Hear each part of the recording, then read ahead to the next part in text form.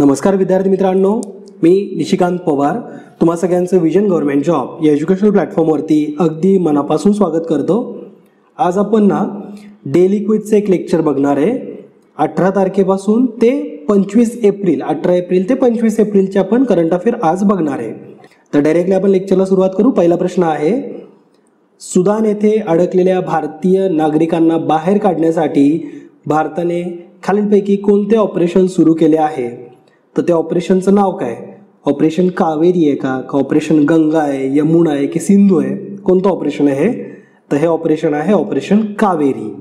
सुदानमध्ये तुम्हाला माहिती आहे की एक संकट निर्माण झालेलं आहे, इंटरनल संकट आहे ते। त्यांच्यावरती इतर कुठल्या देशाने आक्रमण केलेलं नाही आहे, काही नाही, इंटरनल त्यांचा कॉन्फ्लिक्ट सुरू आहे।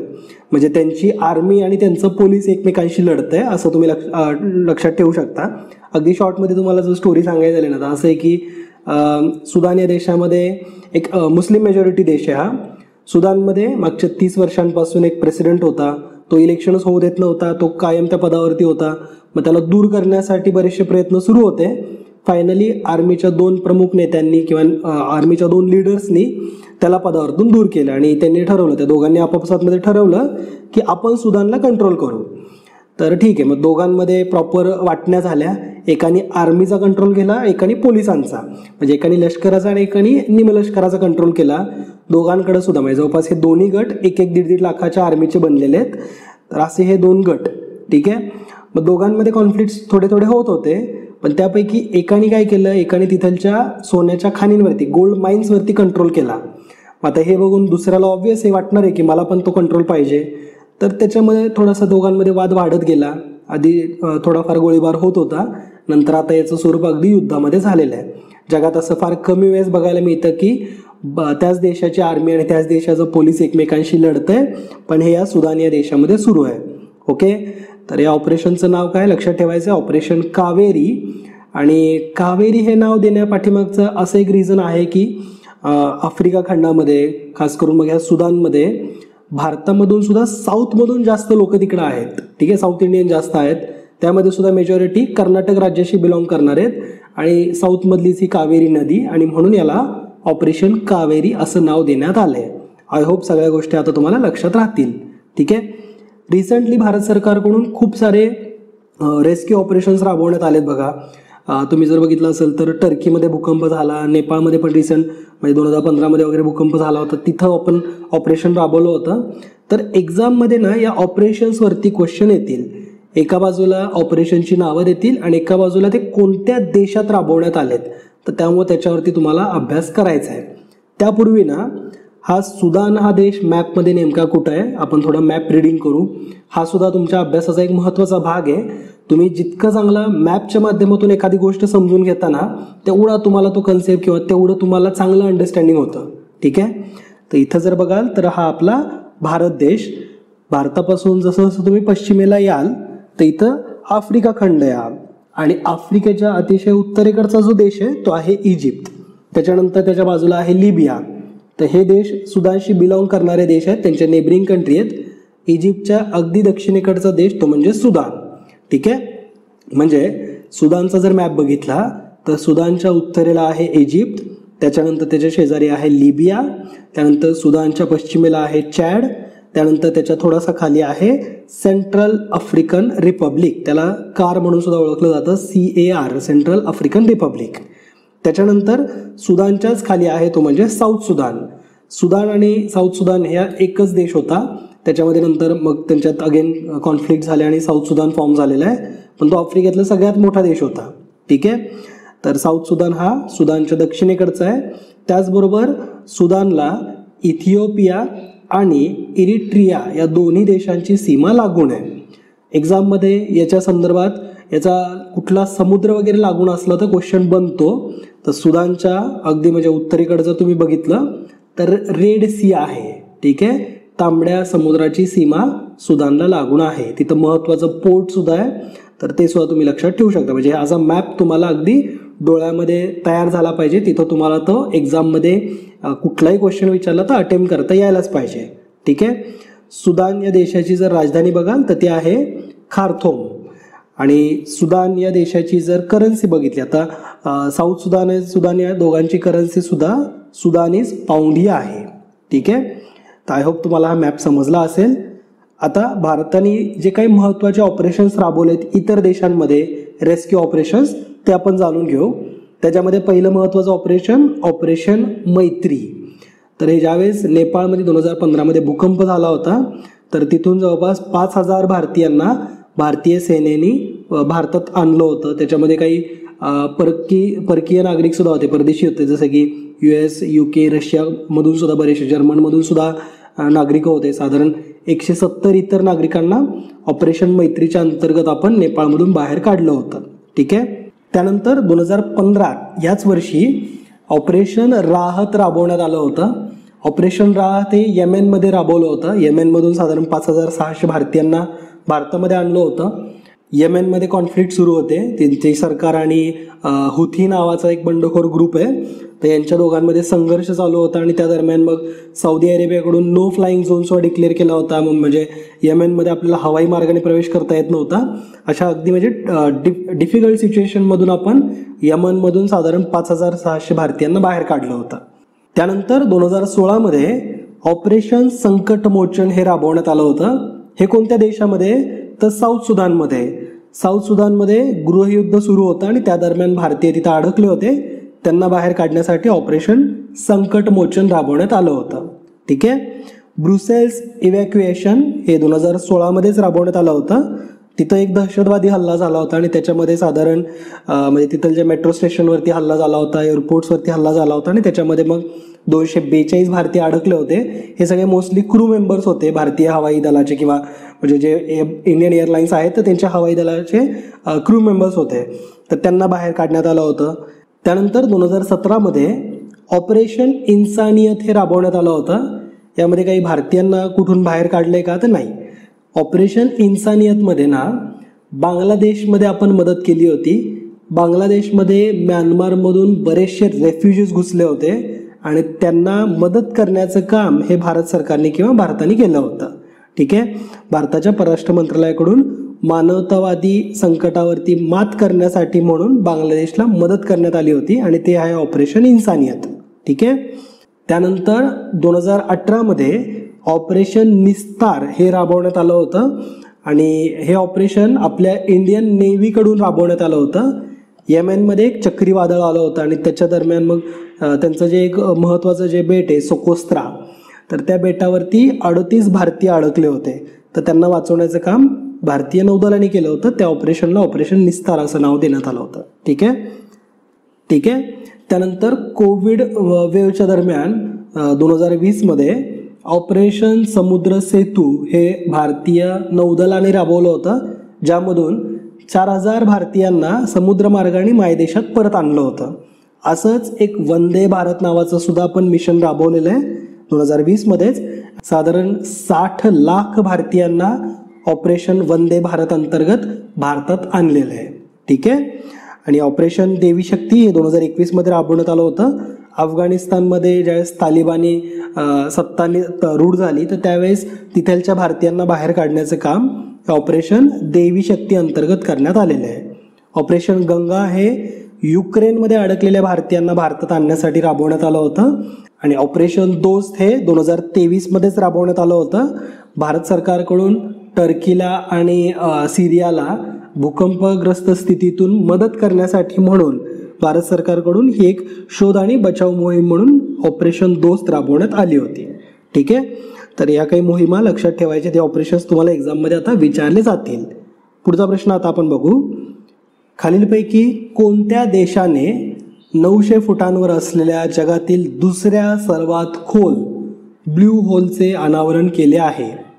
आता नेमकं ब्ल्यू होल कसलं असतं, तर इथे इमेजमध्ये जे दाखवलं ना, समुद्रामध्ये समुद्राच्या पृष्ठभागावरती असलेलं एक खोल विहीर तुम्ही असं म्हणू शकता. मग याच्यामध्ये डायव्हिंग सुद्धा केलं जातं. ठीक आहे. म्हणजे संशोधक काही ना काही शोधण्यासाठी म्हणून त्याच्यामध्ये आतपर्यंत जातात. तर हे जगातलं दुसऱ्या क्रमांकाचं सर्वात खोल असं ब्लू होल सापडलंय, अनावरण केलेलं आहे. आणि ते कोणत्या देशाने, तर तो देश आहे मेक्सिको. पर्याय क्रमांक 1 हे करेक्ट आन्सर आहे याचं. मेक्सिकोच्या कोस्टनी 900 फुटांवरती असलेल्या जगातील दुसऱ्या सर्वात खोल ब्लू होलचं अनावरण केलं. अलीकडेच मेक्सिकोच्या किनारपट्टीवरती हे होल सापडलं होतं, ज्याला तामजा असं नाव देण्यात आलं होतं, तामजा ब्लू होल. तर जगातलेच दुसऱ्या क्रमांकाचं सर्वात खोल ब्लू होल आहे. आता हे ब्लू होल नेमके कसे काय बनतात किंवा हे कधीपासून अस्तित्वात असतात, तर अशी याची एक थेअरी आहे. आणि म्हणूनच मी तुम्हाला उदाहरण देताना विहिरीचं दिलं. तुम्ही आता शेतामध्ये विहीर एखादी बघाल, ठीक आहे, पण आता जर जसा जसा काळ वाढत जाईल आणि ग्लोबल वॉर्मिंग वगैरे होते, समुद्राच्या पाण्याची लेवल वाढत जाते, तर भविष्यामध्ये एक 200-400 वर्षांनी किंवा हजारो वर्षानंतर असं सुद्धा होऊ शकतं ना, की जिथं सध्या पृष्ठभाग आहे, जिथं सध्या विहीर आहे, तो भाग कधीतरी समुद्राखाली येईल, ठीक आहे. आणि मग त्याच्यामुळे काय होणार की असंच एक ब्ल्यू होल ह्या विहिरीला म्हटलं जाईल त्या काळामध्ये. तर दॅट इज ब्ल्यू होल, ठीक आहे. हिमयुगामधलं हे ब्लू होल आहे असं म्हणण्यात येते सध्या. तर हे जगातलं दुसऱ्या क्रमांकाचं सर्वात खोल आहे, ठीक आहे. हे 80 डिग्री टिल्टेड सुद्धा आहे. आणि या तामजा ब्ल्यू होलचं क्षेत्रफळ जर तुम्ही बघाल तर ते साधारण 1,47,000 स्क्वेअर फीट एवढं आहे. ओके, हे कोणत्या देशामध्ये सापडले तर मेक्सिकोमध्ये. तर आपण मॅपच्या माध्यमातून मेक्सिको कुठं आहे जगात ते तर जाणून घेऊ. इथं या जगाच्या अर्ध्या मॅपमध्ये तुम्हाला मेक्सिको बघायला मिळेल. उत्तर अमेरिका खंडातला अगदी दक्षिणेकडचा असलेला हा देश आहे. त्याच्या खाली सुद्धा बरेचसे देश आहेत, पण मोठा जर बघितलं तर मेक्सिको हाच एक मोठा देश तिथं बघायला मिळतो. मेक्सिकोच्या उत्तरेकडची बाजू ही डायरेक्टली अमेरिकेला लागून आहे. युनायटेड स्टेट्स ऑफ अमेरिकेला मेक्सिकोची बॉर्डर शेअर होते. त्याच्यामुळे म्हणजे बराच यांचा बॉर्डर डिस्प्यूट आहे. मेक्सिकोमधून बरंचसं ड्रग आणि इलिगल ॲक्टिव्हिटी ह्या अमेरिकेमध्ये पोचतात. आणि त्याच्यामुळे तुम्हाला माहिती असेल की डोनाल्ड ट्रम्पनी मेक्सिको आणि अमेरिका दरम्यान डायरेक्टली भिंत बांधण्याचा निर्णय सुद्धा घेतलेला होता. म्हणजे बऱ्यापैकी तिथं कन्स्ट्रक्शन सुद्धा सुरू होतं. तर हे दोघांमधलं एक रिलेशन असं पण आहे, तुम्हाला माहिती असावं. मेक्सिकोला दक्षिणेकडे लागून असलेले 2 महत्त्वाचे देश आहेत. एक म्हणजे बेलीज आणि दुसरा म्हणजे ग्युटामेला. तर छोटे छोटे देश आहेत. ग्युटामेला सिटी हे ग्युटामेलाची राजधानी आहे आणि बेलीज या छोट्याशा देशाची राजधानी आहे बेल्मोपान, ठीक आहे. क्युबा हा मेक्सिकोला लागून नाहीये. क्युबा आणि मेक्सिकोच्या दरम्यान गल्फ ऑफ मेक्सिको आहे, ठीक आहे. क्युबा जॉग्राफिकली खूप महत्त्वाचा देश आहे, पण क्युबा आणि मेक्सिको दरम्यान गल्फ ऑफ मेक्सिको आहे. त्याचबरोबर मेक्सिकोच्या दक्षिणेकडे जर तुम्ही बघाल तर हा सुद्धा एक समुद्र आहे, तो म्हणजे नॉर्थ पॅसिफिक ओशन हा मेक्सिकोच्या दक्षिणेकडे आहे, ठीक आहे. इतरही इथं देश आहेत पण ते मेक्सिकोला लागून नाही आहेत, जसं की एल सॅल्वाडोर आहे. तर हा काही मेक्सिकोसोबत बॉर्डर शेअर करत नाही, ठीक आहे. तर एवढी माहिती मेक्सिकोबद्दलची तुम्हाला असायला पाहिजे. पुढचा प्रश्न आपण डायरेक्टली बघू. अलीकडेच ग्लोबल युनिकॉर्न इंडेक्स 2023 मध्ये भारताने 3रा क्रमांक पटकावला आहे. यापैकी कोणता देश या निर्देशांकात अव्वल आहे? तर ग्लोबल युनिकॉर्न इंडेक्स 2023 भारत 3ऱ्या क्रमांकाला आहे. तर पहिल्या क्रमांकाला कोण आहे? अव्वल स्थानी म्हणजे पहिल्या स्थानावरती कोण आहे? तर रशिया आहे का? तर नाही. रशियामध्ये तर आता शक्यच नाही युनिकॉर्न लवकर फॉर्म होणं नवीन, कारण बरेचसे सँक्शन्स वगैरे आहेत. तर थोडंसं हे सुद्धा अँगल तुम्हाला माहिती असायला पाहिजे आणि ऑब्व्हियस आहे, कॉमन सेन्सच्या गोष्टी आहेत. जपान नाही आहे, फ्रान्स पण नाही. याचं करेक्ट आन्सर ते म्हणजे अमेरिका. तर हा जो इंडेक्स आहे ग्लोबल युनिकॉर्न इंडेक्स 2023, याच्यामध्ये अमेरिका पहिल्या स्थानावरती आहे, 2ऱ्या स्थानावरती आहे चीन आणि 3ऱ्या स्थानावरती आहे भारत. ओके, हा इंडेक्स हुरुन ग्लोबल यांच्यामार्फत काढण्यात आला होता आणि त्याच्यामध्ये भारत हा 3ऱ्या स्थानावरती आहे. यांच्या यादीनुसार भारतामध्ये एकूण 68 नवीन युनिकॉर्न आहेत आणि एका वर्षात 14 युनिकॉर्न्सची वाढ झाली आहे असं त्यांच्या रिपोर्टमध्ये सांगितलं आहे. प्री कोविडपासून 47% वाढ युनिकॉर्न्समध्ये भारतामध्ये झालेली असं याच्यामध्ये सांगितलं आहे. याच्यामध्ये स्विगी ही कंपनी सुद्धा एक नवीन युनिकॉर्न बनलेली आहे आणि त्याचबरोबर जे फॅन्टसी स्पोर्ट प्लॅटफॉर्म जो आहे Dream11, तर या कंपनीचा सुद्धा सहभाग हा युनिकॉर्न कंपनीमध्ये झालेला आहे. दोघांचं व्हॅल्युएशन हे $8 अब्ज एवढं आहे, ठीक आहे. $8 बिलियन पर्यंत दोघांचं व्हॅल्युएशन पोहोचलेलं आहे. या अहवालामध्ये ना एक इंटरेस्टिंग गोष्ट सांगितली आहे की एकूण अशा 70 कंपन्या आहेत, 70 युनिकॉर्न कंपन्या आहेत की ज्यामध्ये सहसंस्थापक एक भारतीय व्यक्ती आहे. संस्थापक एखादा मे बी त्या दुसऱ्या देशाचा व्यक्ती असू शकतो, पण त्याचा एक को पार्टनर हा भारतीय व्यक्ती आहे. अशा 70 युनिकॉर्न भारतीयांनी स्थापन केलेत. त्यापैकी US मध्ये 64, UK मध्ये 2, जर्मनी, सिंगापूर, इंडोनेशिया आणि मेक्सिको, तर या देशांमध्ये प्रत्येकी 1 युनिकॉर्न कंपनी. तर अशा टोटल 70 युनिकॉर्न्स आहेत की ज्याच्यामध्ये सहसंस्थापक भारतीय व्यक्ती आहे. ठीक आहे. याच्यामध्ये ना या रिपोर्टमध्ये 5 असे शहरं सुद्धा मेन्शन करण्यात आलीत की जिथून सगळ्यात जास्त स्टार्टअप्स बाहेर पडतात. त्याच्यामध्ये सॅन फ्रान्सिस्को आहे, शांघाय, बीजिंग, शेन्झेन आणि बेंगलोर. तर अशा एकूण 5 शहरांची ही यादी आहे जिथून सगळ्यात जास्त स्टार्टअप्स तयार होतात आणि हे सगळा डेटा हा मागच्या 5 वर्षांपर्यंतचा आहे. ठीक आहे. पुढचा क्वेश्चन आता आपण बघू. जागतिक बँकेने लॉजिस्टिक परफॉर्मन्स इंडेक्स 2023 जाहीर केला आहे. त्यात भारताची क्रमवारी काय? तर लॉजिस्टिक परफॉर्मन्स इंडेक्स 2023 मध्ये भारताचा 38वा क्रमांक लागतोय. एकूण 2023 मध्ये 139 देशांची यादी प्रकाशित करण्यात आली आणि मागच्या वर्षीच्या तुलनेमध्ये भारताने 6 अंकांनी प्रगती केलेली आहे. तर आता सध्या आपण 38व्या क्रमांकाला आहे. मागच्या रिपोर्टमध्ये आपण 44व्या स्थानावरती होतो. ठीक आहे. लॉजिस्टिक क्षेत्रामध्ये म्हणजेच ट्रान्सपोर्ट क्षेत्रामध्ये भारत कसा परफॉर्मन्स करतोय, आपण डिजिटलाइज झालोय, आपण आधुनिक पद्धतीचा वापर करतोय आणि म्हणून ही प्रगती आपल्याला दिसतीये. पहिल्या स्थानावरती लॉजिस्टिकमध्ये आहे तो म्हणजे सिंगापूर हा देश, दुसऱ्या स्थानावरती आहे फिनलँड आणि तिसऱ्या स्थानावरती आहे जर्मनी. तर हे 3 देश लक्षात ठेवायचे. पहिल्या 3 देशांवरती प्रश्न बनतो. इतर देश बघाल तर इथं कॅनडा 7व्या स्थानावरती आहे, फ्रान्स 13व्या स्थानावरती, US 17व्या स्थानावरती आहे, चायना 19व्या स्थानावरती आहे, युनायटेड किंगडम 19व्या स्थानावरतीच आहे, मलेशिया 26, थायलंड 34, भारत 38व्या स्थानावरती आणि भारतासोबत आहे सौदी अरेबिया 38व्या स्थानावरती. ठीक आहे. तर ही क्रमवारी थोडीशी लक्षात ठेवण्याचा प्रयत्न करा, एक्झाममध्ये क्वेश्चन बनू शकतो. पुढचा क्वेश्चन आहे, नुकताच भारतीय वायुसेना आणि युनायटेड स्टेट्स वायुसेना यांच्यातील हवाई सरावाचा समारोप झाला. या सरावाचे नाव काय आहे? तर 2 देशांच्या एअरफोर्स दरम्यान एक एक्सरसाइज झालेली आणि त्याचं नाव काय विचारलंय? तर त्याचं नाव आहे कॉप इंडिया. COP India 23. तर ही आवृत्ती नुकतीच पार पडलेली आहे. 6वी आवृत्ती होती या दोन्ही देशांच्या दरम्यानच्या सरावाची.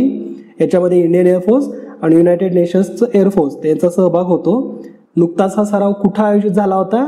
तर भारतामध्ये कलाईकुंडा एअरबेसवरती हा सराव झालेला आहे. कलाईकुंडा, पानागड आणि आग्रा, तर या 3 हवाई दलाच्या स्टेशन्सवरती 2 आठवडे चाललेला हा सराव आहे. ठीक आहे.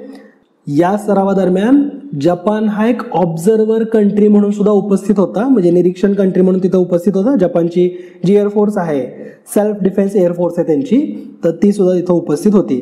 इंडियन एअरफोर्स, US एअरफोर्स आणि जपानची एअरफोर्स. ठीक आहे.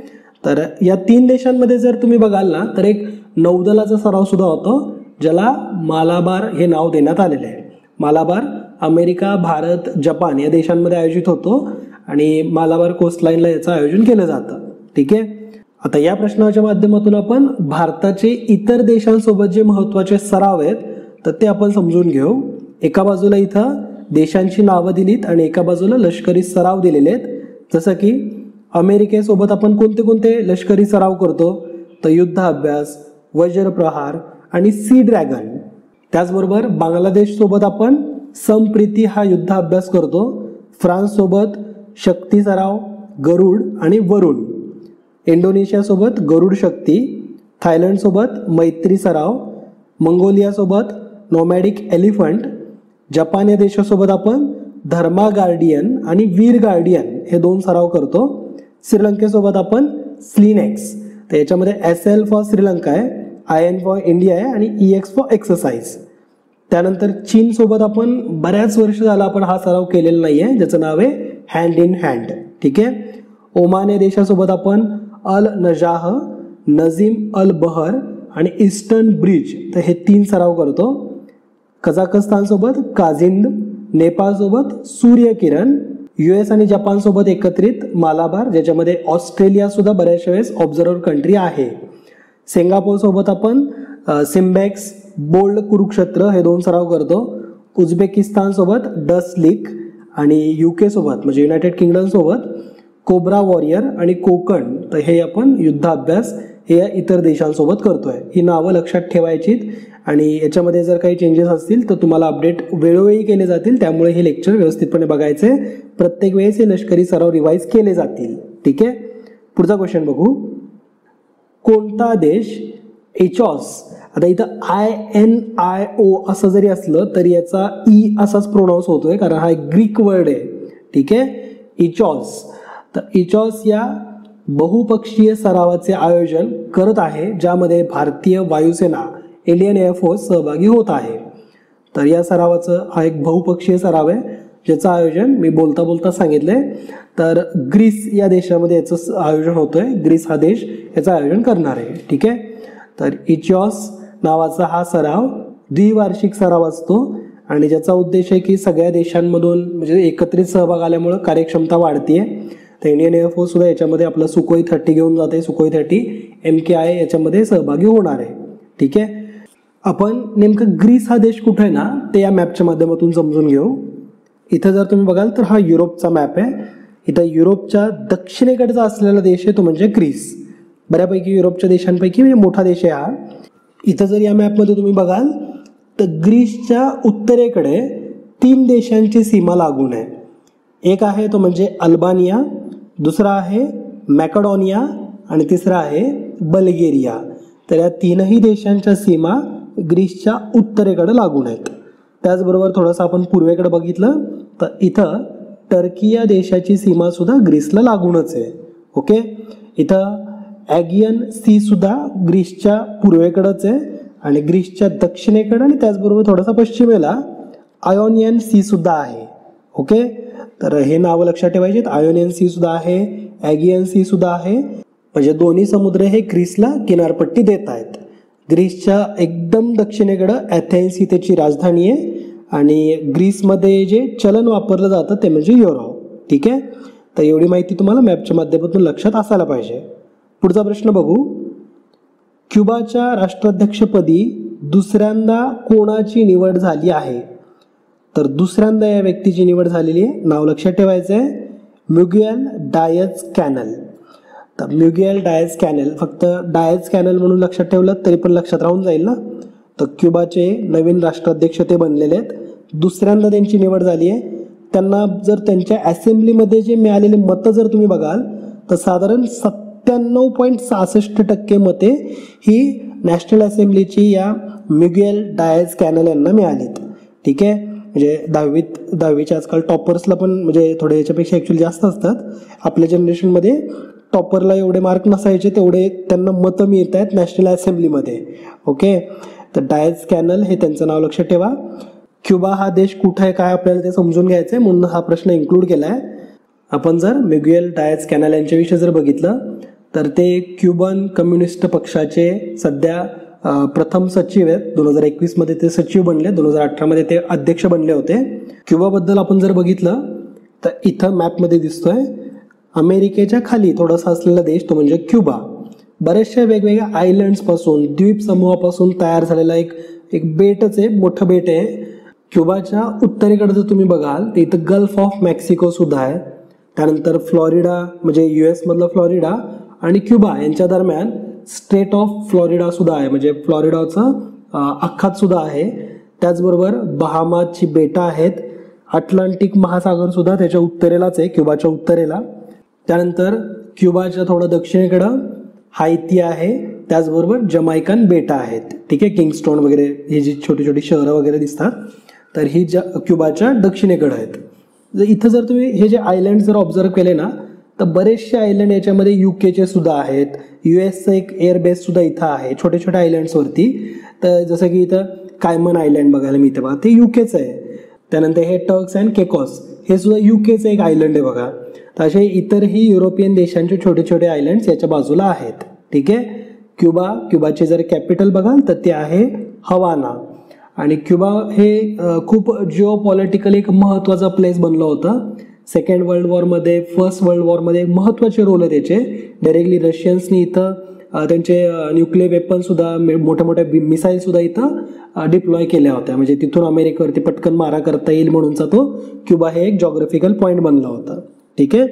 तर एवढी माहिती तुम्हाला क्युबाविषयीची असायला पाहिजे. क्युबामध्ये करन्सी कुठली चालते बरं, तर क्युबियन पेसो. ठीक आहे, तर एवढी माहिती लक्षात असायला पाहिजे. पुढचा प्रश्न आहे, मे 2023 कोणत्या शहरात SCOच्या परराष्ट्र मंत्र्यांची बैठक आयोजित आहे? तर याचं करेक्ट आन्सर ते म्हणजे आपलं गोवा, पर्याय क्रमांक 1. आता SCOच्या परराष्ट्र मंत्र्यांची बैठक का चर्चेमध्ये आली, तर ही बैठक तर होणार आहे हे तर महत्त्वाचं कारण आहेच, पण त्या व्यतिरिक्त SCOची बैठक होणार आहे शांघाय कोऑपरेशन ऑर्गनायझेशन. याच्यामध्ये पाकिस्तान हा देश सुद्धा येतो आणि पाकिस्तानचे परराष्ट्र मंत्री सुद्धा या गोव्याच्या समिटला, मीटिंगला, बैठकीला उपस्थित असतील आणि त्याच्यामुळं हा मुद्दा चर्चेमध्ये आला आहे. पाकिस्तानचे परराष्ट्र मंत्री जे बुचर ऑफ गुजरात म्हणले होते नरेंद्र मोदींना, ते म्हणजे बिलावल भुट्टो, तर ते भारत दौऱ्यावरती येणार आहेत. आणि असं खूप बऱ्याचशा वर्षांनंतर होत आहे. 2014 नवाज शरीफ यांची भेटीनंतर कुठलाही पाकिस्तानी नेता हा भारताच्या भेटीला आलेला नव्हता. ठीक आहे, 4 मे 2023 रोजी ही बैठक होणार आहे, ज्याच्यामध्ये त्यांचे परराष्ट्रमंत्री, पाकिस्तानचे परराष्ट्रमंत्री बिलावल भुट्टो हे येणार आहेत. ठीक आहे, आता यंदा भारताकडं या SCOचं अध्यक्षपद आहे आणि त्याच्यामुळे SCOच्या वेगवेगळ्या बैठका या भारतामध्ये होत आहेत. तर याच्याविषयीची तुम्हाला माहिती असायला पाहिजे.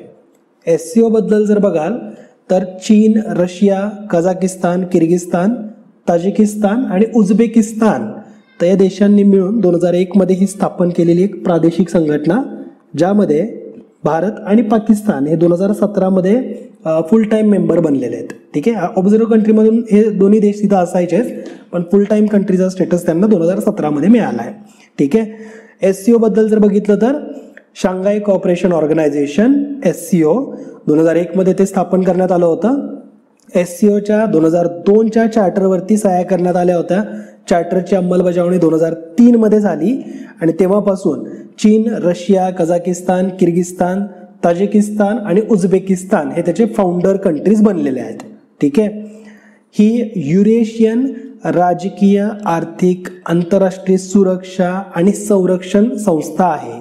युरेशियन ही संस्था आहे कारण इथं जे देश आहेत ते आशिया आणि युरोप आणि रशिया तर यांच्यामध्ये येतात. हे युरेशियन देश आहेत. ठीक आहे, भौगोलिक व्याप्ती आणि लोकसंख्येच्या दृष्टीने जगातील सर्वात मोठी प्रादेशिक संस्था म्हणून ही ओळखली जाते, कारण युरेशियाच्या अंदाजे 60% क्षेत्रफळ, जगाच्या लोकसंख्येच्या अंदाजे 40% लोकसंख्या आणि जागतिक GDPच्या साधारण 30% जास्त GDP हा याच संस्थेने व्यापलेला आहे. ठीक आहे, म्हणजे एकूण जेवढे काही देश आहेत त्यांची लोकसंख्या जगाच्या तुलनेमध्ये 40% आहे. जगाच्या एकूण GDPच्या 30% GDP हा या देशांकडूनच कॉन्ट्रीब्यूट केला जातो आणि युरेशियाचे अंदाजे 60% क्षेत्रफळ हे याच SCOच्या मेंबर कंट्रीकडे आहे. ठीक आहे, पुढचा प्रश्न आता आपण बघू. अलीकडेच शतकात एकदा पाहिले जाणारे संकरित सूर्यग्रहण खालीलपैकी कोणत्या भागातून पाहायला मिळाले? हायब्रिड सोलर इक्लिप हे खालीलपैकी कोणत्या भागातून बघायला मिळालं असं विचारलंय. शतकामध्ये एखाद्या वेळेस हे अशा प्रकारचं संकरित सूर्यग्रहण बघायला मिळतं, जे की दक्षिण अमेरिका, आफ्रिका आणि अंटार्क्टिकाचा काही भाग तर या सगळ्या भागातून बघायला मिळाला आहे. म्हणजे वरीलपैकी सर्व हे या क्वेश्चनचा आन्सर आहे. ही घटना 20 एप्रिल 2023 आहे. दुर्मिळ असं संकरित सूर्यग्रहण त्या दिवशी दिसलंय. आता संकरित म्हणजे हायब्रिड प्रकारचं नेमकं कसलं असतं सूर्यग्रहण? तर सूर्यग्रहण ना साधारण 3 प्रकारांमध्ये असतं. म्हणजे एक सूर्यग्रहण जसं की आपण खंडग्रास बघतो, खग्रास बघतो आणि कंकणाकृती, तर असे 3 प्रमुख प्रकार आपण सूर्यग्रहणाचे बघतो. तर याच्यापैकी जर हे वेगवेगळ्या भागांमध्ये, जर काही भागामध्ये खंडग्रास बघायला मिळालं, काही भागामध्ये खग्रास, काही भागांमध्ये कंकणाकृती, तर एकच सूर्यग्रहण त्याच दिवशी जगाच्या वेगवेगळ्या भागात वेगवेगळ्या पद्धतीचं जर दिसत असेल तर त्याला आपण हायब्रिड सोलार इक्लिप किंवा संकरित सूर्यग्रहण असं म्हणतो.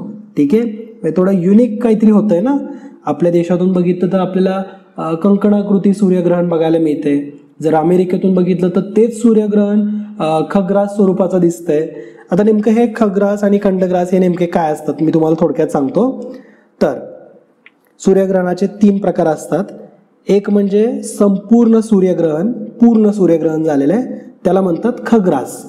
दुसरं म्हणजे आंशिक म्हणजे काही थोड्या प्रमाणात सूर्यग्रहण लागलेलं आहे त्याला म्हणतात खंडग्रास. आणि जे कंकणाकृती म्हणजे रिंग स्ट्रक्चर दिसतं बघा, तर त्याला कंकणाकृती सूर्यग्रहण असं म्हणतो. असे एकूण 3 प्रकार. आणि 20 एप्रिलला जे बघायला मिळाले हे तिघांचं मिश्रण होतं. काही भागामध्ये ते अंशतः सूर्यग्रहण बघायला मिळालं, काही ठिकाणी पूर्ण सूर्यग्रहण बघायला मिळालं, काही ठिकाणी ते कंकणाकृती स्वरूपाचं बघायला मिळालं. म्हणून याला संकरित सूर्यग्रहण असं म्हणतात किंवा निंगालू सूर्यग्रहण असं म्हटलं जातं. ठीक आहे, या प्रकारच्या ग्रहणाला निंगालू ग्रहण असं म्हटलं जातं. ठीक आहे, आय होप मी बऱ्यापैकी तुम्हाला गोष्टी समजून सांगण्याचा प्रयत्न करतोय.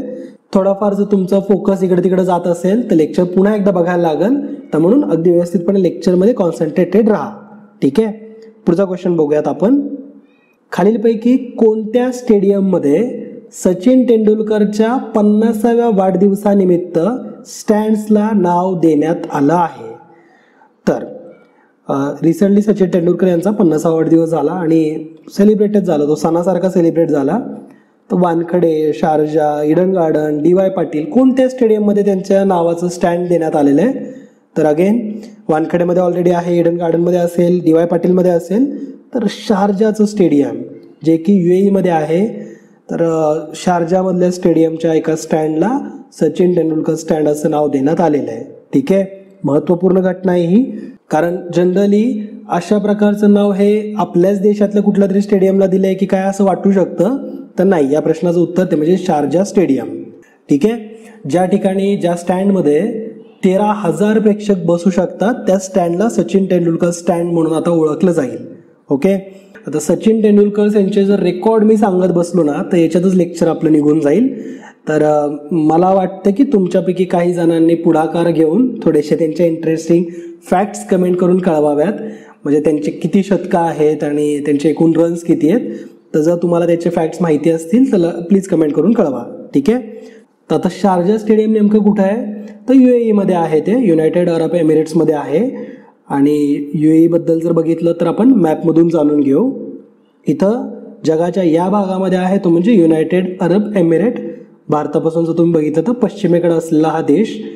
इथं जर या मॅपमध्ये बघितलं तर UAEच्या उत्तरेकडं पर्शियन गल्फ सुद्धा आहे, त्याचबरोबर स्ट्रेट ऑफ हॉर्मुझ सुद्धा आहे.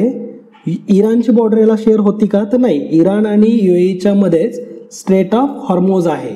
ठीक आहे, त्याचबरोबर UAEच्या पूर्वेकडं ओमान या देशाची सीमा लागून आहे. 2 गटांमध्ये ही सीमा लागून आहे, थोडासा भाग वरती पण आहे, उत्तरेकडे पण आणि खाली प्रॉपर पूर्वेकडं हा भाग आहेच. ठीक आहे, त्याचबरोबर UAEच्या दक्षिणेकडं आणि पश्चिमेकडं सौदी अरेबिया या देशाची सीमा लागून आहे. ठीक आहे, UAEची जी राजधानी आहे ती म्हणजे अबुधाबी. अबुधाबीपासून जर तुम्ही इकडे बघाल तर दुबई हे शहर तिथलचं प्रमुख शहर आहे. त्याच्याच थोडंसं अजून उत्तरेकडे आहे शारजा. आणि UAEची करन्सी जी आहे तर ती आहे दिरहम. ठीक आहे, तर एवढी माहिती मॅपच्या माध्यमातून UAE विषयी तुम्हाला असायला पाहिजे. पुढचा प्रश्न आता आपण बघू. चीनी भाषेच्या प्रशिक्षणासाठी कोणत्या विद्यापीठाने भारतीय सैन्यासोबत सामंजस्य करार केला आहे? तर या प्रश्नाचा करेक्ट आन्सर ते म्हणजे तेजपूर युनिव्हर्सिटी, तेजपूर विद्यापीठ. भारतीय लष्कराने तेजपूर विद्यापीठासोबत MOU साईन केला आहे. ती कशासाठीचा? तर चीनी भाषा शिकता यावी. चीनी भाषा फक्त म्हणजे वाचायची आणि बोलायची नाही तर लिहिता सुद्धा यावी. तिथलचा मजकूर कागदावरचा वाचता यावा. सांकेतिक गोष्टी चीनी भाषेमधल्या समजाव्यात.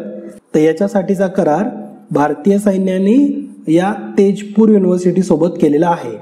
ठीक आहे, तेजपूर युनिव्हर्सिटीमध्ये साधारण 16 आठवड्यांचा एक कोर्स असणार आहे आणि ज्या मार्फत चीनी भाषेबद्दलचं ज्ञान हे भारतीय सैनिकांना दिलं जाईल. ठीक आहे, कारण तुम्हाला माहिती आहे की भारत आणि चीन दरम्यान कॉन्फ्लिक्ट सुद्धा होतात, बॉर्डर तणाव होतो. त्या दरम्यान मग काही फ्लॅग बैठका होतात, संयुक्त सराव दोघांमध्ये असतो, त्यानंतर बॉर्डर पर्सनल मीटिंग होतात.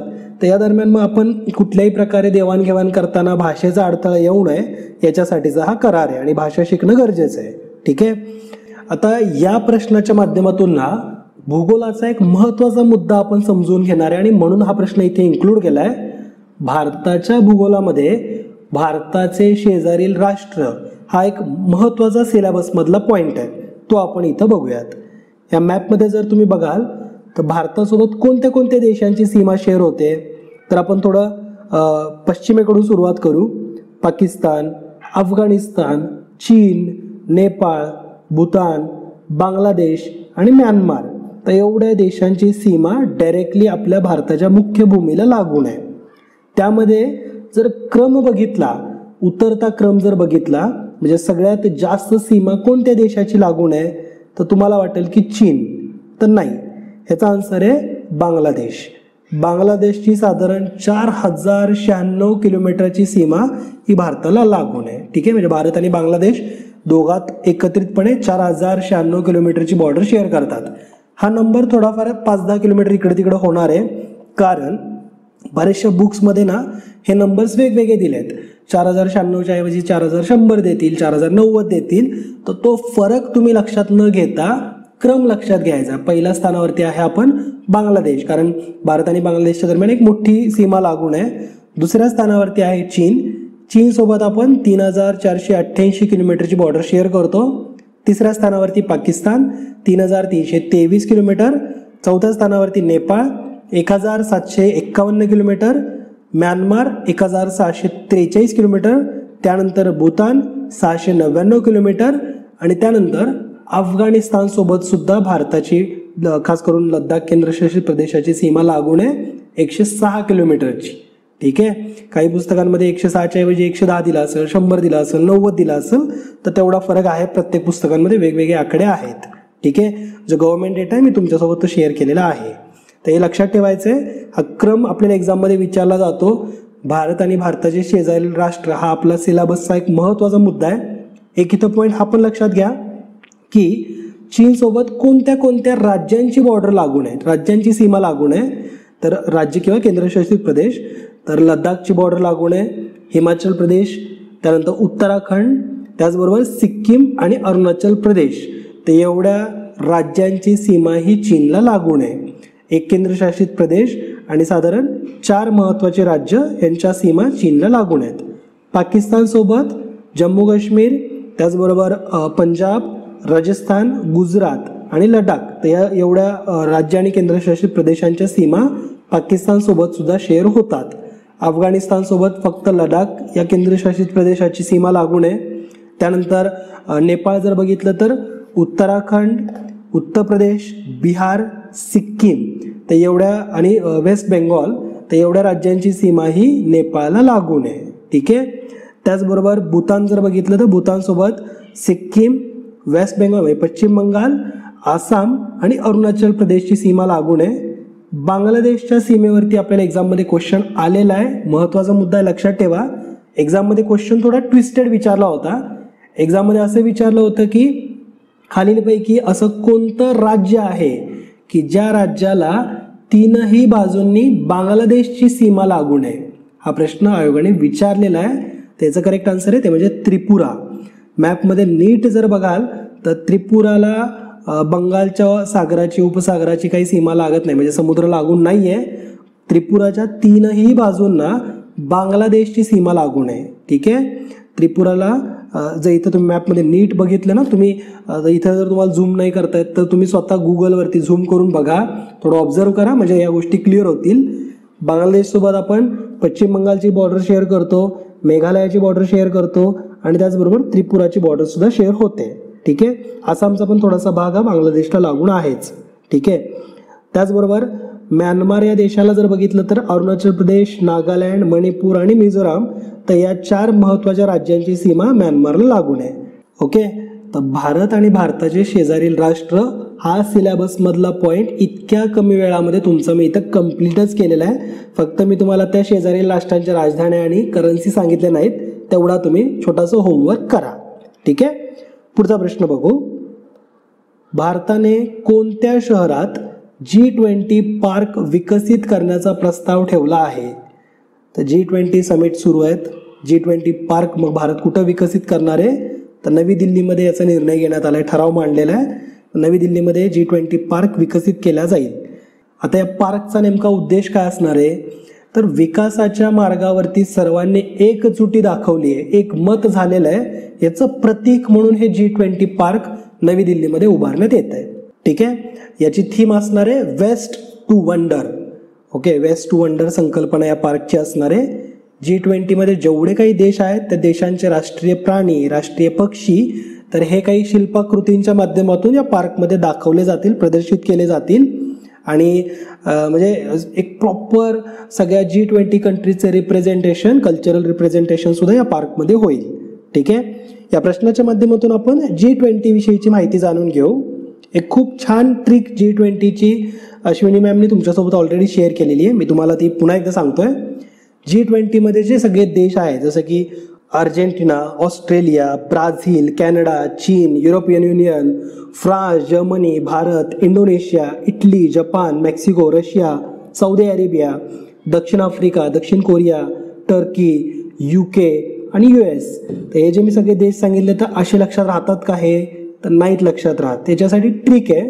ट्रिक म्हणजे गुरुजी सीता अब SSC FCI में काम करती है. ही ट्रिक आहे ती. हे वाक्य माझ्या सुद्धा लक्षात राहते आता. गुरुजी सीता अब SSC FCI में काम करती है. FCI म्हणजे फूड कॉर्पोरेशन ऑफ इंडिया म्हणून तुम्ही लक्षात ठेवू शकता ना. FCI मध्ये ती आता काम करते. तर काम करती है हे सोडून द्यायचं आहे. याच्यामध्ये इतर जे काही राहिलेले शब्द आहेत, राहिलेले जे काही अल्फाबेट्स आहेत, या प्रत्येक अल्फाबेटमध्ये देशाचं नाव आहे. जसं की गुरुजीमध्ये जे G आहे तर ते G आहे जर्मनीचं, U आहे USचं, R आहे रशियाचं, U फॉर UK, J आणि I जे आहे तर J फॉर जपान आणि I फॉर इंडिया. ठीक आहे. सीता या नावामध्ये जे S आहे ते सौदी अरेबियाचं आहे, I इंडोनेशियाचं आहे, T टर्कीचं आहे आणि A ऑस्ट्रेलियाचं आहे.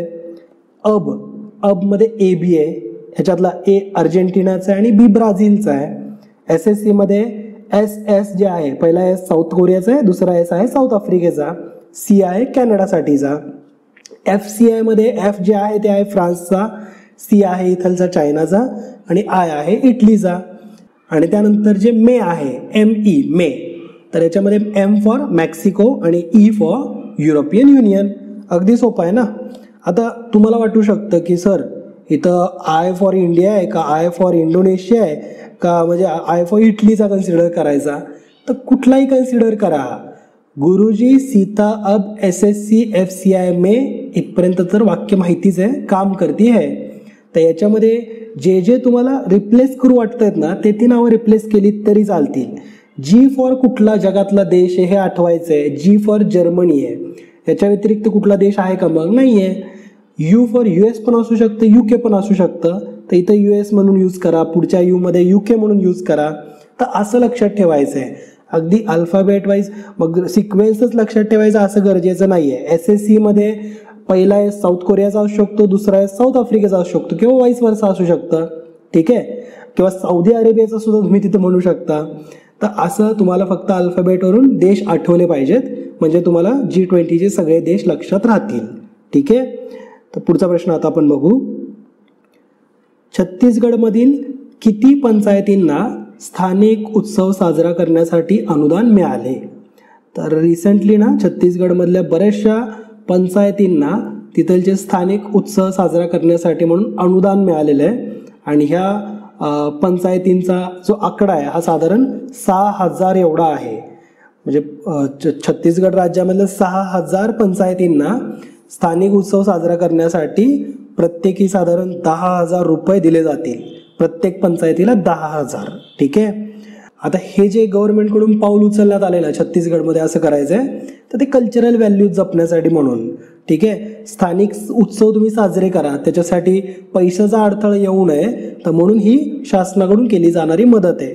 मुख्यमंत्री छत्तीसगड परब सन्मान निधी, तर या निधी अंतर्गत ह्या वेगवेगळ्या पंचायतींना साधारण 6,000 पंचायतींना एक प्रत्येकी 10,000 रुपयांची मदत केली जाणार आहे. ठीक आहे. आता या प्रश्नाला आपण मॅपच्या माध्यमातून बघणार आहे. म्हणजे छत्तीसगडला मॅपमधून आपण बघणार आहे. हा आपल्या भारताचा मॅप. इथं जो हा एक छोटासा राज्य दिसतोय तो आहे छत्तीसगड. छत्तीसगडच्या उत्तरेला आहे उत्तर प्रदेश, वायव्येला इकडं मध्य प्रदेश आहे, नैऋत्याला आपला महाराष्ट्राची सीमा लागून आहे, ईशान्येला झारखंड, पूर्वेला ओडिशा आणि दक्षिणेला तेलंगणा आणि आंध्र प्रदेश. एकूण साधारण 7 राज्यांच्या सीमा या छत्तीसगड राज्याला लागून आहेत. ठीक आहे. आता छत्तीसगडची जी स्थापना आहे ना ही मध्य प्रदेशमधून झालेली आहे. म्हणजे आधी मध्य प्रदेशचा भाग होता तो वेगळा झाला. 1 नोव्हेंबर 2000 साली छत्तीसगडला राज्याचा दर्जा देण्यात आलेला आहे.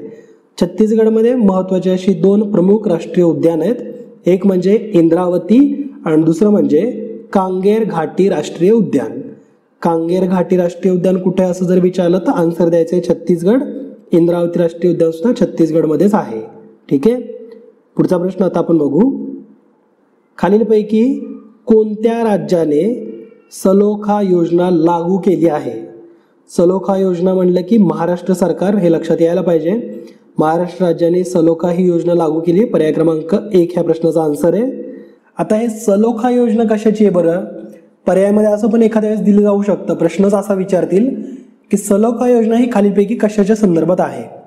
एक पर्याय असा असू शकतो की महिला सक्षमीकरणासंदर्भाची योजना.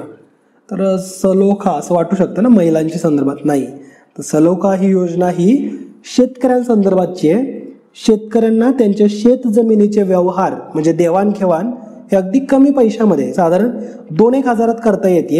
याच्यामध्ये 1000 रुपये एक रजिस्ट्रेशन फी आहे आणि 1000 रुपये जी रजिस्टर ऑफिसमध्ये जी फी आहे तर ती लागणार. तर असं मात्र 2000 रुपयामध्ये शेतकऱ्यांना त्यांच्या शेत जमिनीची देवाणघेवाण करता यावी याच्यासाठी जी योजना आहे ती म्हणजे सलोखा योजना. ठीक आहे. आता याच्यामध्ये एक छोटीशी अट असणार आहे की तो व्यवहार करताना सलोखा योजनेअंतर्गतचा जो व्यवहार असणार आहे हा 2 शेतकऱ्यांमध्येच झाला पाहिजे. ठीक आहे. तर हे एक कंडिशन तुम्ही लक्षात ठेवायची. महाराष्ट्र सरकारकडून ही सलोखा योजना राबवण्यात येते. तर महाराष्ट्र हे या प्रश्नाचं करेक्ट उत्तर आहे. थोडंसं आपण मॅप रिडिंग करूयात. महाराष्ट्र कुठे आहे मॅपमध्ये तो आपण जाणून घेऊ.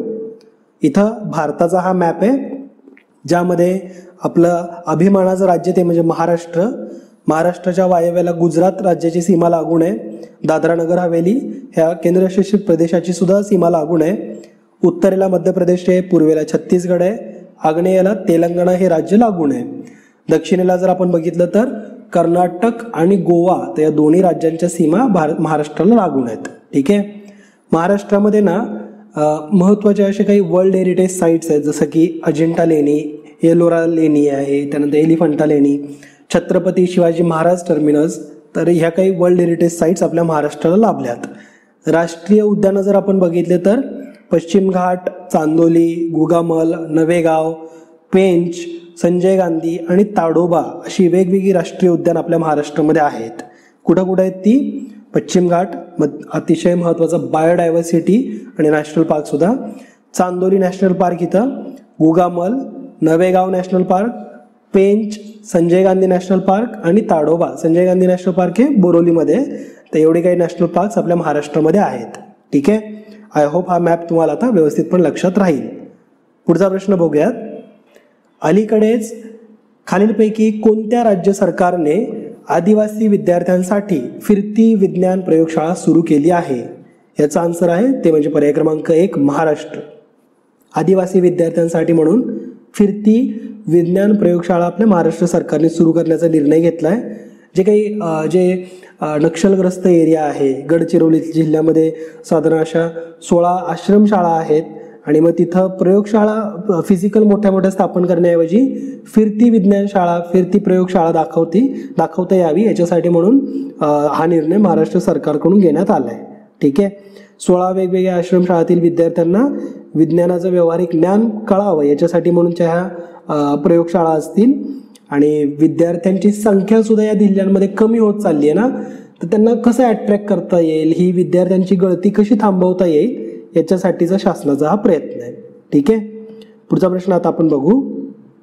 5T स्कूल ट्रान्सफॉर्मेशन इनिशिएटिव्ह कोणत्या राज्याशी संबंधित आहे? 5T. तर 5T स्कूल ट्रान्सफॉर्मेशन इनिशिएटिव्ह हे ओडिशा या राज्याशी संबंधित आहे. ॲक्च्युअलमध्ये हे इनिशिएटिव्ह त्यांनी खूप आधीपासून सुरू केलेलं आहे. या इनिशिएटिव्हचा हा 3रा टप्पा आहे. ओडिशाचे मुख्यमंत्री नवीन पटनाईक यांनी 25 एप्रिल 2023 रोजी 5T स्कूल ट्रान्सफॉर्मेशन इनिशिएटिव्हच्या 3ऱ्या टप्प्याचा शुभारंभ केला आहे. विद्यार्थ्यांना आधुनिक सुविधा, पायाभूत सुविधा दिल्या जाव्यात याच्यासाठी राज्यातले जे शासनाचे जे उच्च महाविद्यालय आहेत किंवा ज्या शासनाच्या माध्यमिक शाळा ज्या आहेत त्याचा कायापालट करण्याच्या दृष्टिकोनातून ही योजना नवीन पटनायक गव्हर्नमेंटनी सुरू केली, ओडिशामध्ये सुरू केलेली आहे. ठीक आहे. आणि याच्यामध्ये साधारण राज्यातील 4,000 शाळांचा कायापालट होणार आहे. तिसऱ्या टप्प्यामध्ये आणि सगळ्या जर पहिल्या टप्प्यापासून तिसऱ्या टप्प्यापर्यंतच्या एकूण शाळा बघितल्या तर 6,132 शाळांमध्ये ही 5T स्कूल ट्रान्सफॉर्मेशन इनिशिएटिव्ह सुरू करण्यात आलेलं आहे. ठीक आहे. ते लक्षात ठेवायचंय.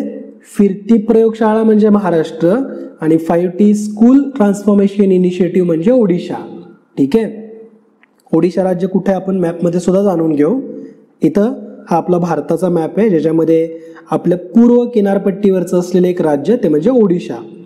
ओडिशा राज्याच्या दक्षिणेला आणि आग्नेय दिशेला बंगालच्या उपसागराची किनारपट्टी लागून आहे. त्याचबरोबर ओडिशाच्या पूर्वेला आणि ईशान्य बाजूला पश्चिम बंगालची सीमा लागून आहे. उत्तरेला झारखंड राज्याची सीमा लागतीये. पश्चिमेला छत्तीसगडची सीमा लागून आहे. नैऋत्याला तेलंगणा, दक्षिणेला आणि नैऋत्याला आंध्र प्रदेशची सुद्धा सीमा ओडिशा राज्याला लागून आहे. ठीक आहे. ओडिशा राज्यामध्ये सूर्य मंदिर हे एक प्रसिद्ध वर्ल्ड हेरिटेज साईट आहे. वर्ल्ड हेरिटेज साईटचा दर्जा हा युनेस्कोच्या मार्फत दिला जातो. युनेस्को म्हणजे काय, त्याचा लॉंग फॉर्म काय, the United nations educational scientific and cultural organisation. याचं हेड ऑफिस पॅरिस या ठिकाणी आहे. पॅरिस कुठे मित्रांनो, तर फ्रान्समध्ये. ठीक आहे. तर एवढं काही युनेस्कोबद्दल पण माहिती असायलाच पाहिजे ना, कारण आपण बरेचसे वर्ल्ड हेरिटेज साईट बघतो. तर ओडिशामधलं वर्ल्ड हेरिटेज साईट आहे ते म्हणजे सूर्य मंदिर.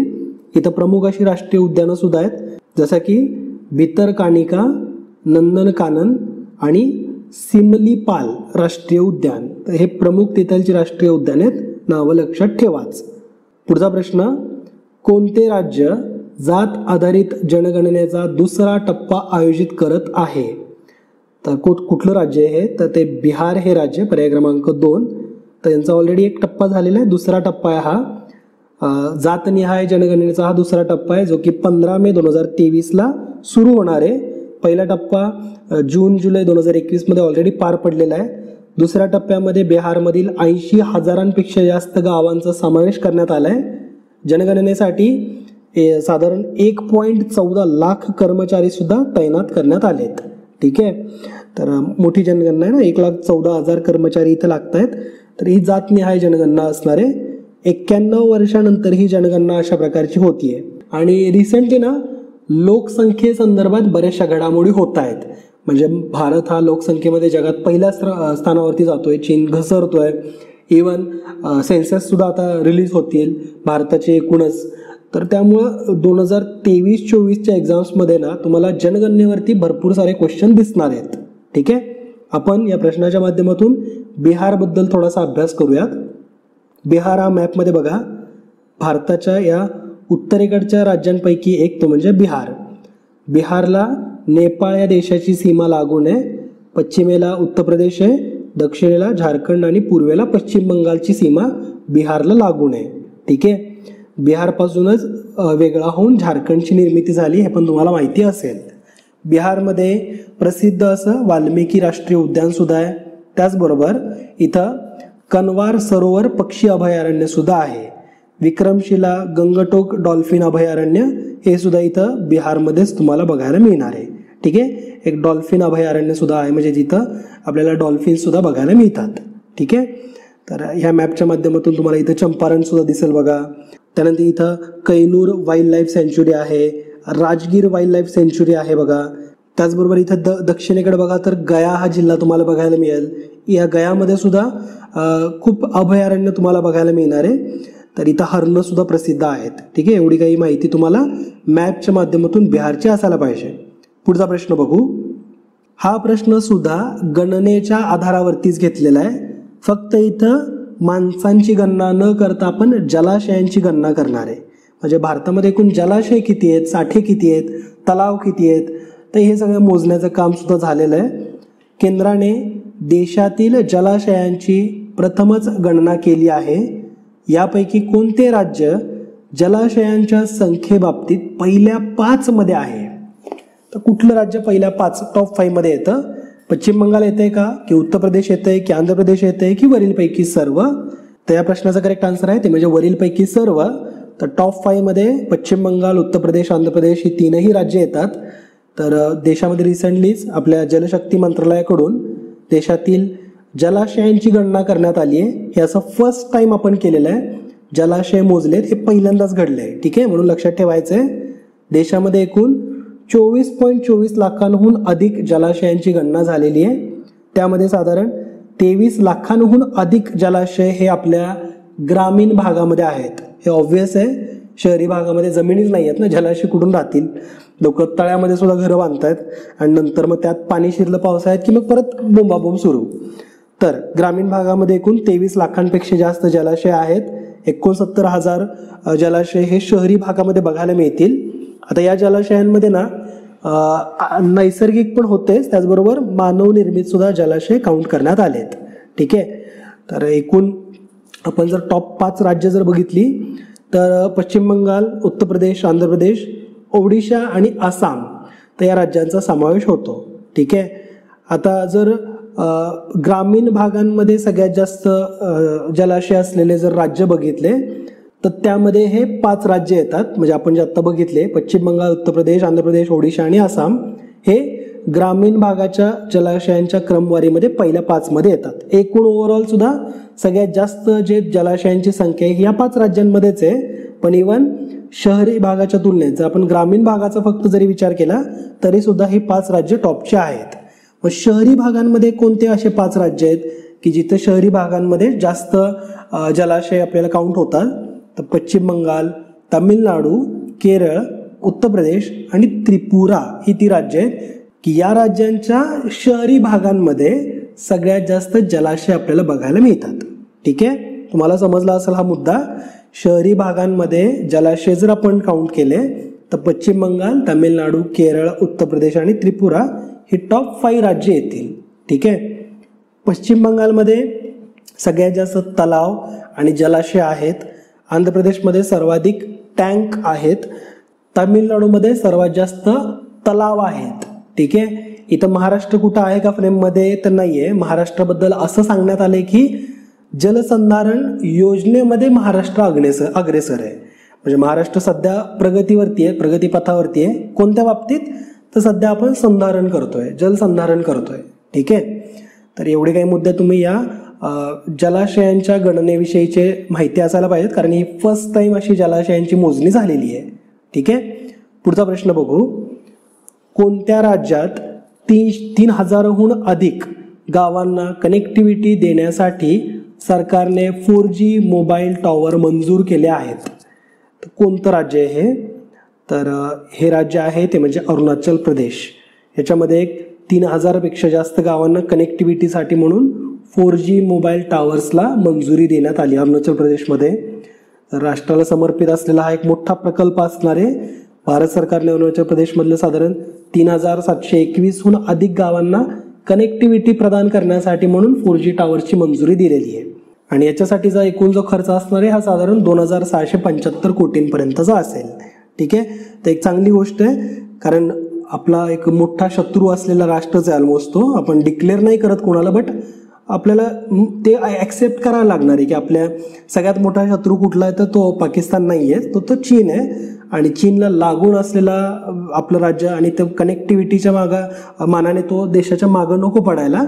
तर म्हणून एक चांगला निर्णय आहे की ज्याच्या 3,721 गावांना आता कनेक्ट केलं जाईल प्रॉपरली 4G नेटवर्कच्या माध्यमातून. ठीक आहे, तर आपण अरुणाचल प्रदेशविषयी थोडी माहिती जाणून घेऊ. मॅपमध्ये कुठे ते बघा. हा ईशान्य भारताचा मॅप दिलेला आहे आणि याच्या अगदी ईशान्य भागाच्या उत्तरेकडचं राज्य तो म्हणजे अरुणाचल प्रदेश. याच्यासोबत चीनची सीमा लागून आहे. इथं मॅपमध्ये सुद्धा क्लिअरली तुम्हाला बघायला मिळेल बघा. चीनची सीमा लागून आहे, एका बाजूला भूतानची सुद्धा सीमा लागून आहे, एका बाजूला म्यानमारची सीमा लागून आहे. त्याचबरोबर आपल्या आसाम राज्याची सीमा सुद्धा अरुणाचल प्रदेशला लागून आहे, आसाम आणि नागालँड. ठीक आहे, अतिशय महत्त्वाचं आणि अगदी सेन्सिटिव्ह असलेलं राज्य आहे ते म्हणजे अरुणाचल प्रदेश. अरुणाचल प्रदेशमध्ये ना एक माऊलिंग नावाचं राष्ट्रीय उद्यान आहे बघा. इथं मॅपमध्ये जर तुम्ही बघितलं तर नामदाफा आणि माऊलिंग तर प्रसिद्ध राष्ट्रीय उद्यान आहेत ती. आणि तिथं खरं मोठ्या प्रमाणात टुरिझम व्हायला पाहिजे. तेवढं इतर राज्यांच्या तुलनेमध्ये अरुणाचल प्रदेशमध्ये टुरिझमचा नंबर थोडासा कमी आहे. ठीक आहे. ही जी तुम्हाला इथं नदी बघायला मिळते ना, तर ती आहे ब्रह्मपुत्रा नदी. ओके. चीनमधून भारतात एंटर होताना ती अरुणाचल प्रदेशमधूनच एंटर होतीये. अरुणाचल प्रदेशची राजधानी ती म्हणजे इटानगर. पुढचा प्रश्न आता आपण बघू. भारतात पहिले डिजिटल सायन्स पार्क कोठे स्थापन केले जाईल? तर याचा आन्सर आहे ते म्हणजे केरळ. केरळमध्ये कोलम या जिल्ह्यामध्ये हे सायन्स पार्क उभारण्यात येणार आहे. याची पायाभरणी करण्यासाठी प्रधानमंत्री नरेंद्र मोदी हे केरळला भेट देत आहेत. ठीक आहे. डिजिटल सायन्स पार्कमुळं संशोधन आणि विकासाला थोडीशी चालना मिळेल. राज्यातील तंत्रज्ञान स्टार्टअप्स आणि लघु मध्यम आकाराचे जे उद्योजक आहेत त्यांना एक तिथं व्यासपीठ उपलब्ध होईल. त्याचबरोबर artificial intelligence, machine learning, robotics तर अशा वेगवेगळ्या उद्योन्मुख तंत्रज्ञानावरती लक्ष केंद्रित केलं जाईल. स्वतःच्या ज्ञानाला अर्थव्यवस्थेत रूपांतरित करण्यासाठी केरळला हा प्रकल्प जो आहे हा एक वरदानच ठरणार आहे. आणि या पार्कमुळं राज्यातील IT आणि त्याचबरोबर इलेक्ट्रॉनिक्स उद्योगाला चालना सुद्धा मिळेल आणि तरुणांमध्ये रोजगारांच्या संधी सुद्धा उपलब्ध होतील. ठीक आहे. तर हे जे काही डिजिटल सायन्स पार्क आहे हे कुठं स्थापन केलं जाणार आहे? तर केरळमध्ये. पुढचा प्रश्न बघू. हा सुद्धा केरळ संदर्भाचाच आहे.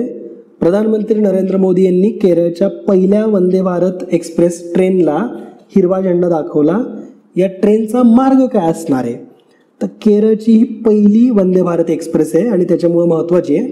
तर तिरुअनंतपुरम ते कासारगोड तर हा या ट्रेनचा प्रवास असणार आहे, मार्ग असणार आहे.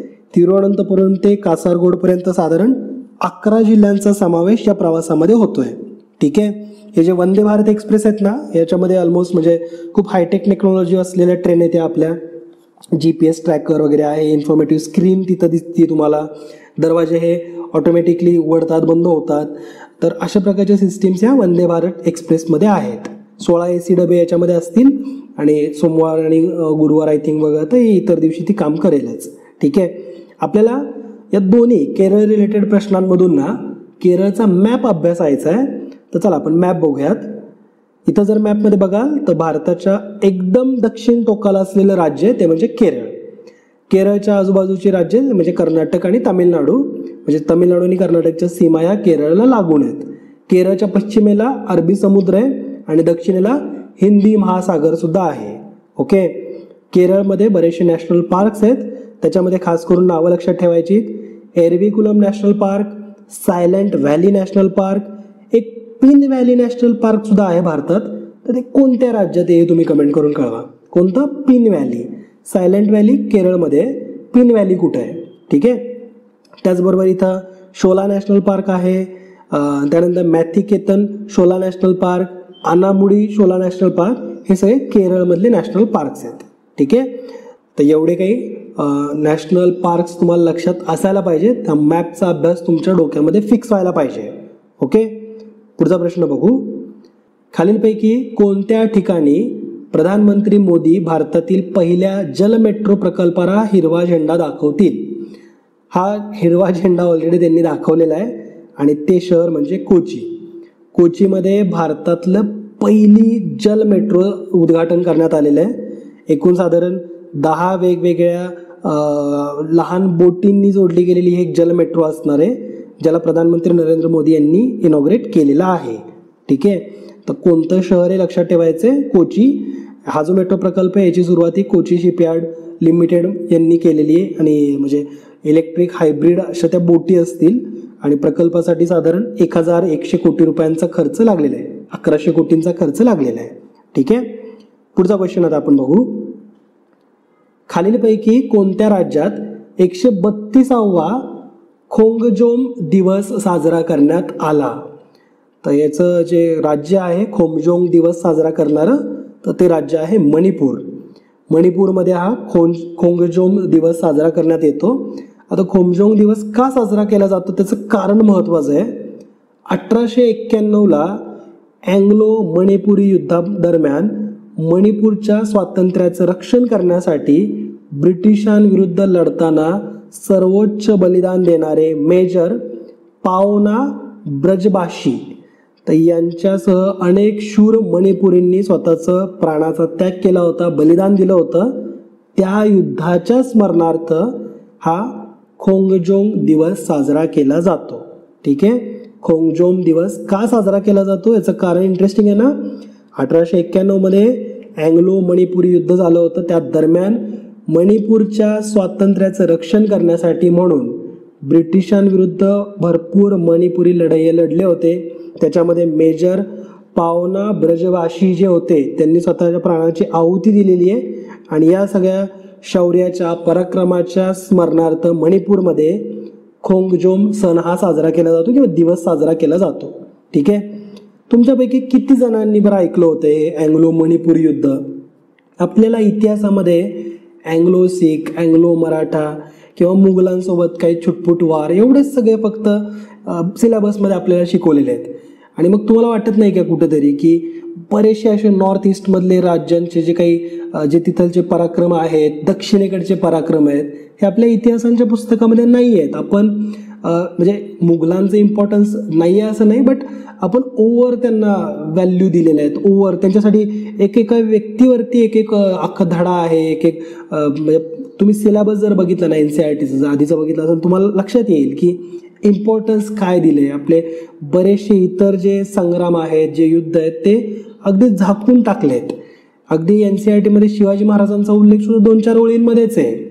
आपल्या पराक्रमी अशा भरपूर राजपूत राज्यांचा उल्लेख सुद्धा एका लाईनमध्येच आहे. तर म्हणून मला पण असं वाटतच होतं की कुठंतरी सिलेबसमध्ये बदल होण्याची गरज आहे. आणि खरंच म्हणजे मी तर तुम्हाला फ्रँकली सांगतोय की माझा तर सिलेबस NCERTमध्ये जो बदल होतोय ना, मुघलांचा हिस्ट्री थोडीशी कमी केली जाते. म्हणजे ऑब्व्हियस आहे की थोड्या गोष्टी तिथं असतीलच, राहणारच आहेत, त्याच्यामध्ये काही बदल नाही होणार, त्या ठीक पण आहेत. पण इम्पॉर्टन्स थोडासा इतर गोष्टींना पण देणं गरजेचं आहे. आणि तो मी तर खुल्या मनाने त्याचा सपोर्ट करतो. तुमच्यापैकी खूप सारे जण याच्याशी सहमत असतील नसतील, तुम्ही कमेंट करून कळवा. ओके, या प्रश्नाच्या माध्यमातून आपण ना मणिपूर राज्य कुठं आहे मॅपमध्ये ते समजून घेऊ. इथं ईशान्य भारताचा मॅप दाखवलेला आहे. आपल्या ईशान्य भारतामधले जे इतर महत्त्वाचे राज्य आहेत त्याच्यामधलं एक मणिपूर हे अतिशय महत्त्वाचं राज्य, जे की नागालँडच्या दक्षिणेला आहे, मिझोरामच्या उत्तरेला आहे आणि आसामच्या पूर्वेला आहे. म्हणजेच मणिपूर या राज्यासोबत नागालँड, आसाम आणि मिझोराम या तीनही राज्यांच्या सीमा शेअर होतात. त्याचबरोबर म्यानमारची सीमासुद्धा मणिपूरला लागून आहे. म्यानमार या देशाची सीमासुद्धा लागून आहे. ठीक आहे, तर मणिपूर जॉग्राफिकली महत्त्वाचं राज्य आहे कारण आपण एका शेजारच्या देशासोबत त्याची सीमा शेअर करतोय. ठीक आहे, मणिपूरमध्ये महत्त्वाचे असे राष्ट्रीय उद्यान जर बघाल तर इथं कैबुल लमजाऊ नॅशनल पार्क दिलेलं आहे. त्याचबरोबर सिरोई राष्ट्रीय उद्यान. तर हे महत्त्वाचे राष्ट्रीय उद्यान मणिपूरमधले लक्षात ठेवायचे आहेत. मॅपचा अभ्यास तुम्ही करा, म्हणजे ह्या सगळ्या गोष्टी तुम्हाला पाठ व्हाव्या त्याच्यासाठी आम्ही इथं वारंवार घेतोय. डोळ्यापुढं मॅप असलेच पाहिजेत. ठीक आहे, पुढचा प्रश्न बघू.